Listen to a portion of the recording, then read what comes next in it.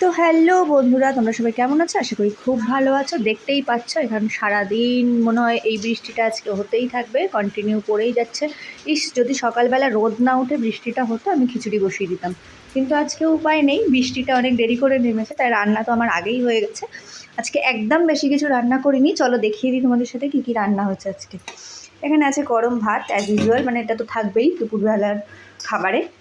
আর এখানে আছে হচ্ছে উচ্ছে বেগুন ভাজা। আজকে আমি বাজার দোকান কোথাও যাইনি, কালকে একটু চিংড়ি মাছ আনা ছিল, বড় চিংড়ি মাছ দিয়ে আলু দিয়ে পটল দিয়ে একটা হালকা মানে গ্রেভি টাইপের একটা ঝোল করেছি, আর কিচ্ছু রান্না করিনি।